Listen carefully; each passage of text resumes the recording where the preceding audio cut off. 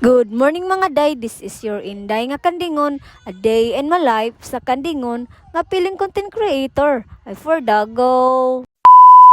A day in my life nga namin sa pobre nga lagay pero wa magmahay bahalag gamay kay manghapdos fan ang paduday. Manglagom pag mahinaykan ang tapay-tapay. Agay.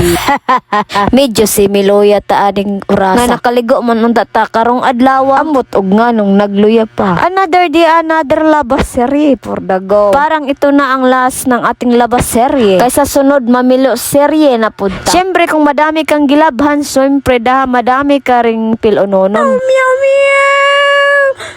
Grabe! Ang lakas talaga makabudol ng product na to. Ang ganda din naman kasi talaga tapos quality na, mura pa. Kaya sinong hindi mabubudol pag nakita to? Ito yung product na hindi mo pagsisisihan pag binili mo. Kaya siguradong mapapaulit ka kahit alam mong gastos lang pero worth it naman kasi ang pinangbili mo, di ba? Kaya kung ako sa'yo, bibilhin ko rin to. Oh, alam ko naman na gusto mo rin to eh. Kaya ano bang inaantay mo? Huwag mo nang itambay dyan sa kahit Wala mo. talaga tayong ibang ganap sa buong maghapon kung hindi nag-promote lang ng mga product para marami tayong may posting araw-araw. Tiyagaan lang talaga diri sa pag-a-affiliate. Malay natin sa susunod nga tuig aw mapaldo na to. Kay ingon pa nila wa tay masanggi og dili ta mamugas. Kaya maniniguro talaga ako ditong pamugas sa TikTok no. Malay mo po maparihan na ta sa uban mga nag-affiliate makadawat na tag dinagko. Hagi manifesting pa ta Lord. Bisag wa nay klaro si Mitoy ay mag-a-upload gyapon ako ng daily vlog ko no. Bahalag nagkatihik siya. Okay mag-upload lang gihapon tay malay mo. Guwapa na tapuhon.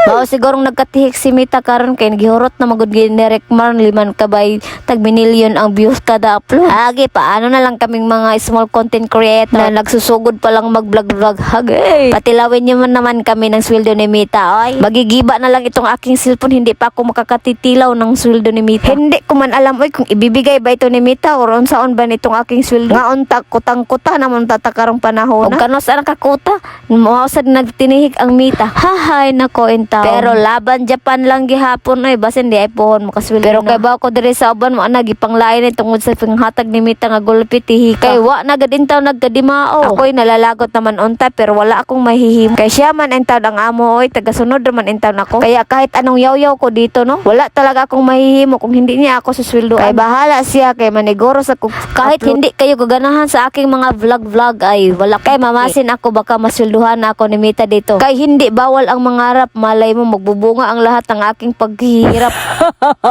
Untay imong dudunggon ang aking pag-aampo Lord. Sana bibigyan mo ako ng sign para aking ipagtutuloy ang aking pagbablog na way klaro. Dahil ako isang dukha lamang na gustong makatulong sa aking pamilya. Balayngin mo ako Lord. Dahil aking paniningkamutan nga lagi akong maka-upload dito. Unta mabawiran ako ang akong gilod kada adlaw. Og diri na lang ko tub unta na lingaw mo sa pagtan-aw. Bye-bye.